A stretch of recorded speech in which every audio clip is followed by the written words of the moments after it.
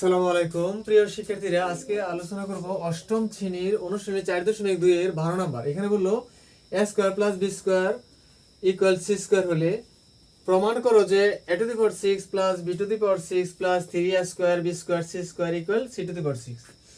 তাহলে শুরু করা যাক। এখানে দেওয়া আছে কি given data.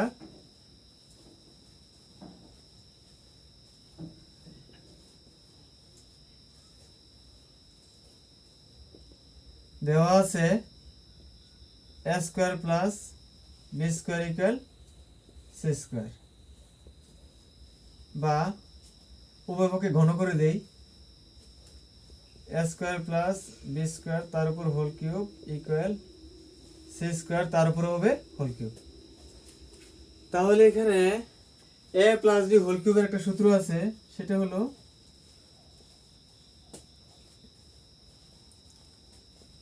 a cube plus b cube plus 3a b into a plus b, a plus b equal, এখানে পাওয়ারে পাওয়ারে কি হয়, গুণ হয়। সবসময় পাওয়ারে পাওয়ারে কি হয়, গুণ হয়। তাহলে 3 দুগুণে 6, c to the power 6, c to the power 6। Okay, then এখানে পাওয়ারে পাওয়ারে গুণ হয়। এখানে a to the power 6 plus b to the power 6, 3 দুগুণে 6, প্লাস এখানে 3a স্কয়ার b স্কয়ার। এখানে a স্কয়ার প্লাস b স্কয়ারের মান দেওয়া আছে কত, c স্কয়ার।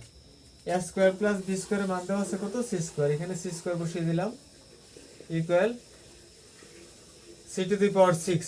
ওকে, অলরেডি আমার প্রমাণ হয়ে গেছে। এখানে এখানে এখানে বললো কি, প্রমাণ করো যে a to the power 6 plus b to the power 6 plus 3a square b square c square equal c to the power 6। তাহলে এখানে a to the power 6 plus b to the power 6 plus 3a square b square c square equal c to the power 6। তাহলে proved.